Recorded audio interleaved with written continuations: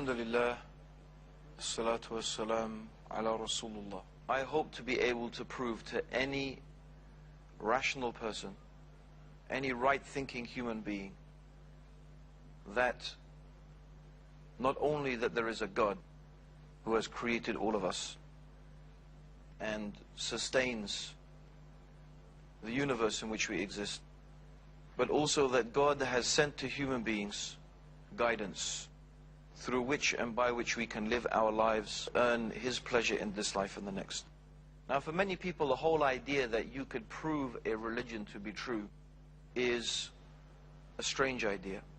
For many people, religion, they imagine, is supposed to be something mysterious, incomprehensible. In fact, the whole idea of faith in the minds of some people is that faith is supposed to be something that you believe without any proof. But Muslims don't hold that point of view. Rather, for us, faith is something that is established upon evidence, upon understanding, with insight.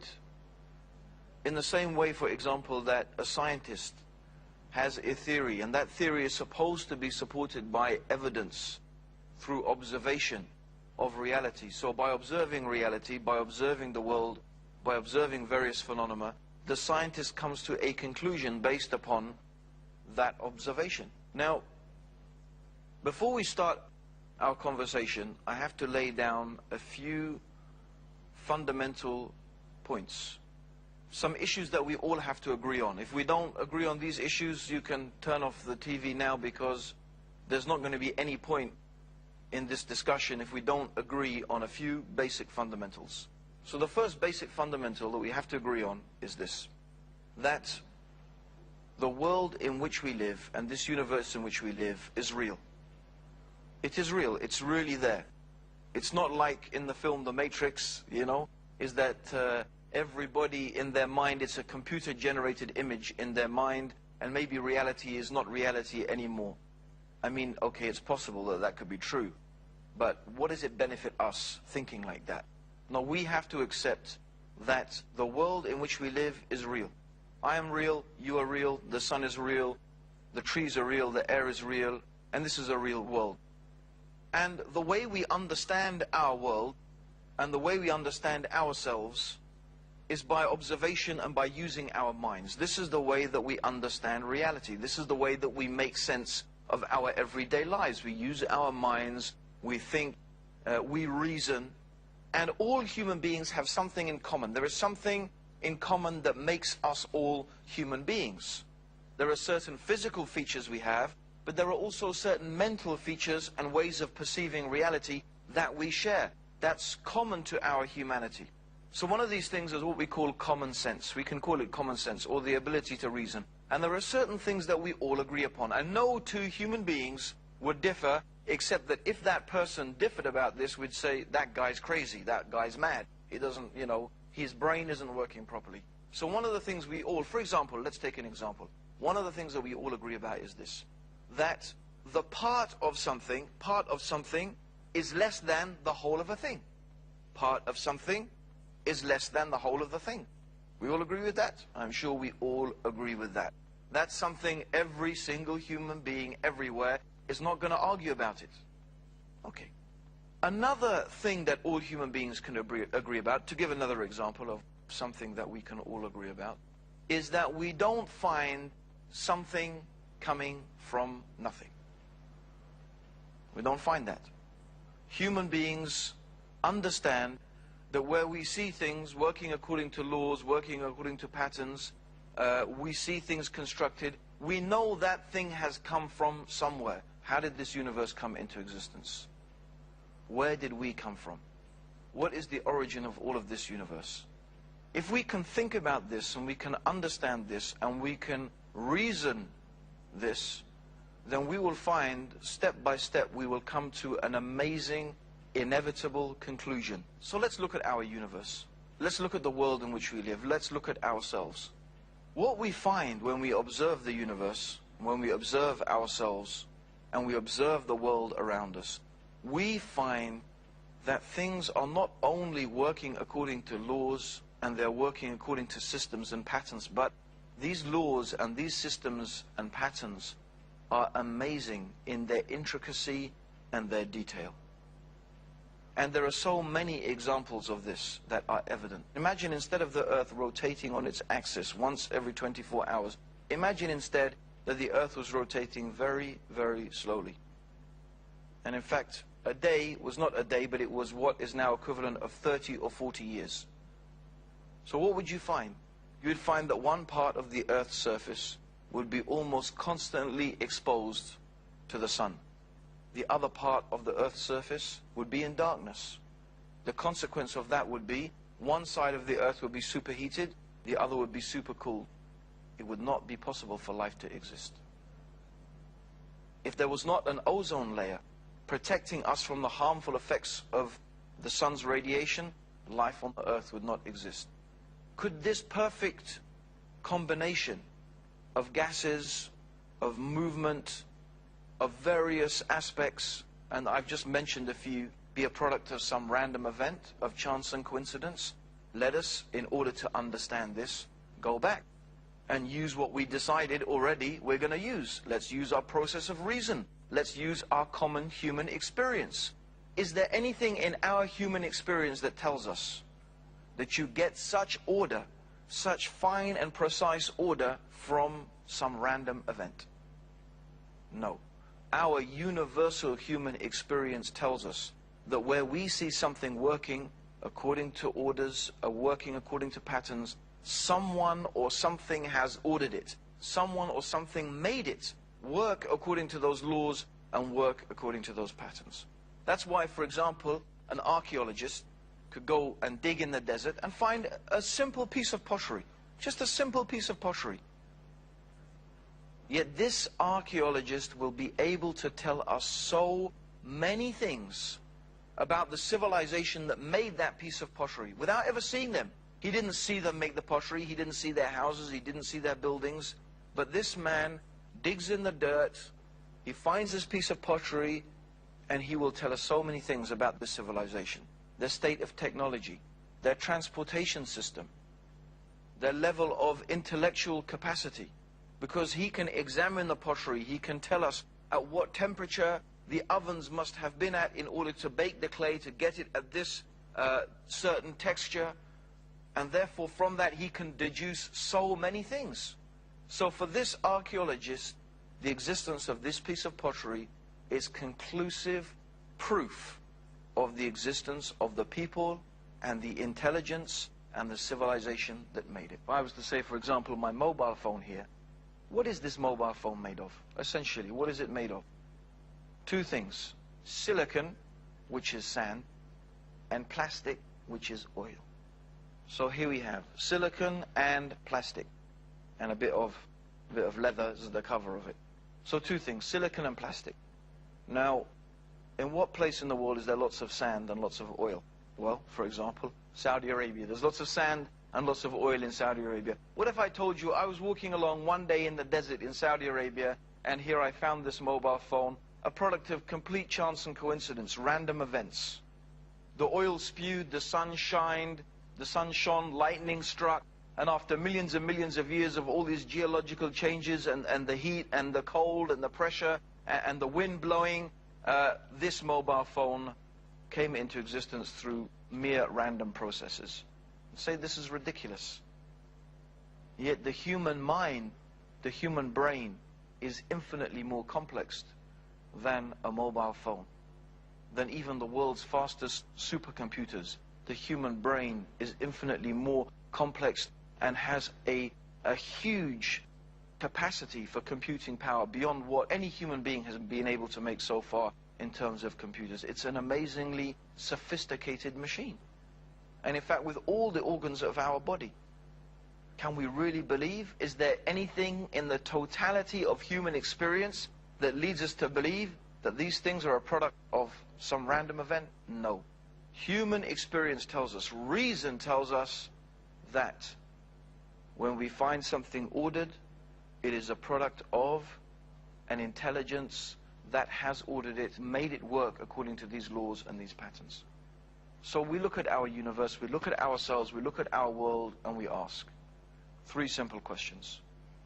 Did it come from nothing? That's the first question. Did it come from nothing? Did this universe come from nothing? Did we come from nothing? Do we find anything coming from nothing? No.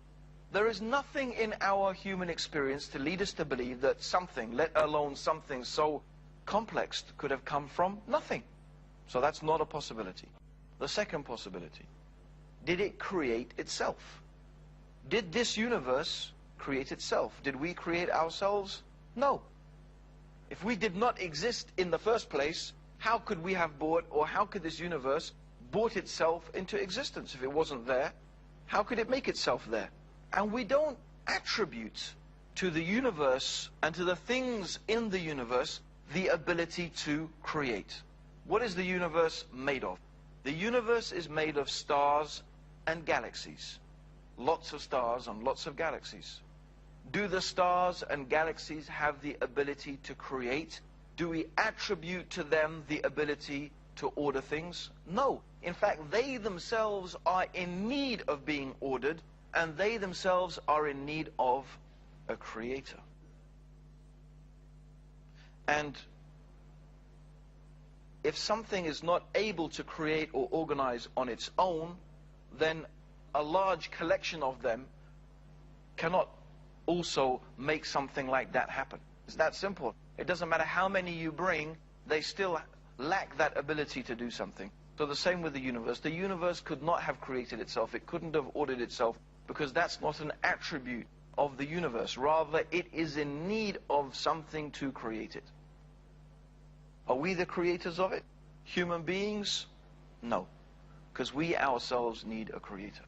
So what is the conclusion? The conclusion of the rational mind is this: that this universe needs a creator. It needs an organizer. We need something. We need some explanation of how this universe came to be and how we came to be the way we are. And therefore it makes sense that there is something outside of this universe, different from it, separate from it, that has organized and created and that sustains this universe in which we live. So the creator.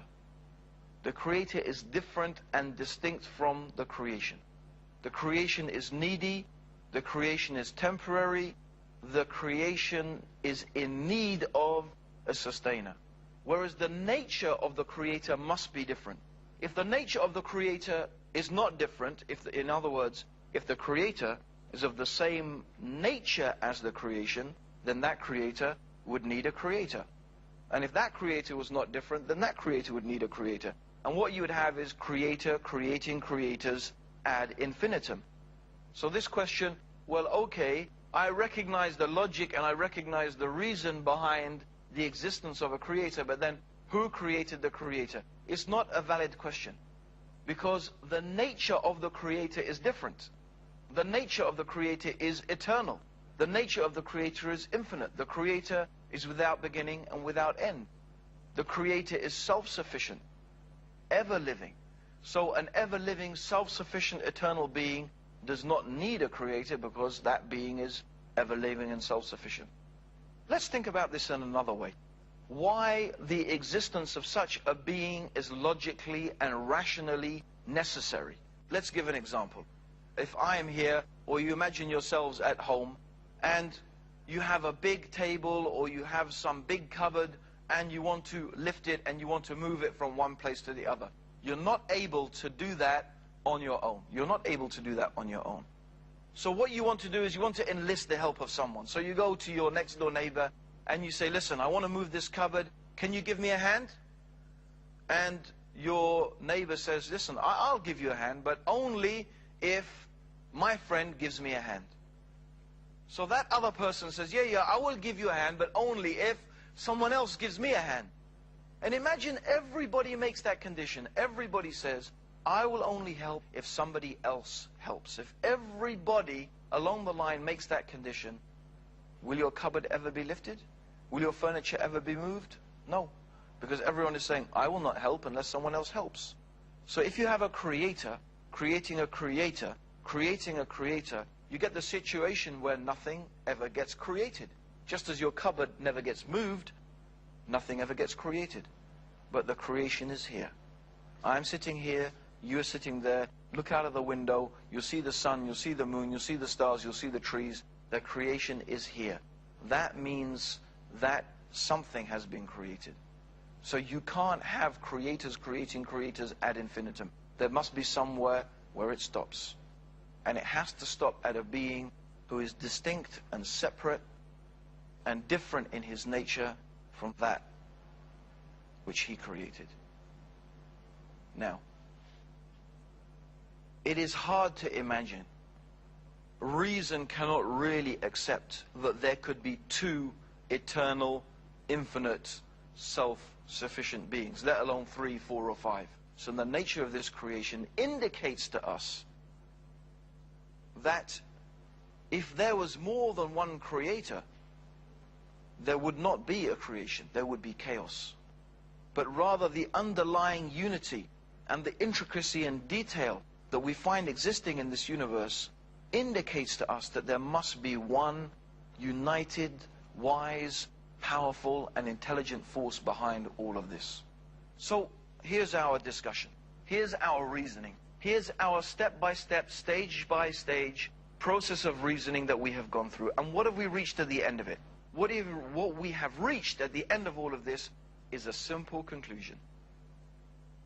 This universe has a creator. This creator is different from the universe. The creator is wise, the creator is powerful, and there is only one creator. Out of all the religions in this world, of all the philosophies and the religions and the ideologies in this world, which one teaches us to believe in one creator who is eternal, who is self-sufficient, who is infinite, wise and powerful, and who is different and distinct from the creation? You will find that although many religions and philosophies have some aspect of this idea, nearly all of them compromise it in one way or another. For example, let us take broadly the Hindu concept of God. The Hindu concept of God, for example, and I use this in a very generalized sense because I do realize that many different people within Hinduism have many different beliefs. But generally, the Hindu concept of God is that the creation is God. God is everywhere and in everything. So this is the idea, what we call it pantheism, that everything is God and God is everywhere and in everything. But this contradicts reason. This contradicts our whole process that we have used it. If you think back upon what I said, how can the creation be the same as God? And if the creation is the same as God, then what created it? The whole rational basis that we used in order to understand that God exists falls on its face. So the idea that God and the creation is one and the same is not acceptable. It's not rational. It can't be understood by reason. There is no basis for such a concept and for such a belief. And then you find other religions, for example Christianity. By and large, most Christians believe that Jesus was God. But traditional Christian theology tells us also that Jesus was the manifestation of God. In fact, many religions claim that God manifested himself as a human being or some type of creature. Again, this compromises that basic belief. How can something be creator and created at the same time? How can something be both eternal and infinite and finite and temporary? How can something be self-sufficient and needy at the same time?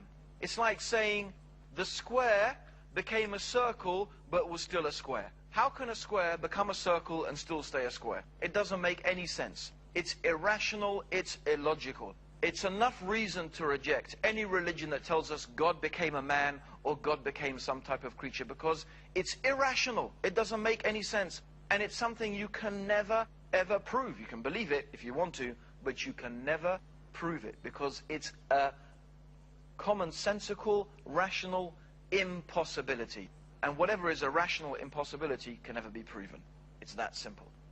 So what religion is there in the world? What religion tells us to believe in one God that is wise, self-sufficient, powerful, who has created this universe and sustains it. Well, you're reduced to very few religions. Perhaps the only two religions that teach such a clear concept of the one God is Judaism and Islam. Well, if you want to become a Jew, by and large, Orthodox Jews will tell you tough. Because if you want to become a Jew, you have to be born a Jew. Your mother has to be a Jewish woman for you to be a Jew. So what universal religion? What religion that is universal, that is there for every person, that invites every person to believe in this rational, simple, clear, commonsensical belief is left? Look to the Quran.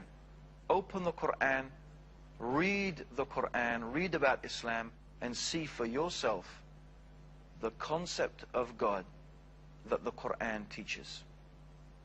There is a chapter of the Quran called Surah Al-Ikhlas, the chapter of this purity of faith.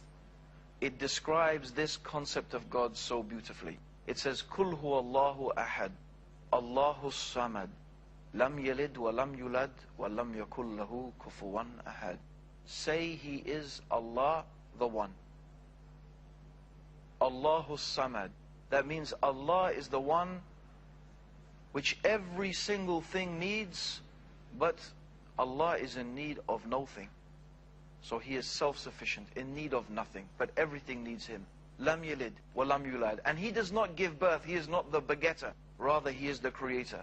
Wa lam yakul lahu kufuwan ahad. And there is nothing that can be likened unto Him. God is not like anything we can imagine. Whatever picture you can put into your mind, God is not like that. God is unique. God is different from this creation. And this is the beautiful, clear, rational teaching of Islam about God. And in fact, I would say, for any right-thinking, rational human being who uses their process of reasoning, that is reason enough, and that is proof enough to show that Islam and the Quran is from the Creator of the heavens and the earth. May Allah guide you, and may Allah guide me and all of us closer to the truth. I hope I will be able to continue to show you in the next episode some more evidences and some more convincing reasons why the Quran and why Islam is the divine revelation from the Creator of the heavens and the earth. Until that time, Assalamu alaikum wa rahmatullah. May God's peace and blessings be upon all of you.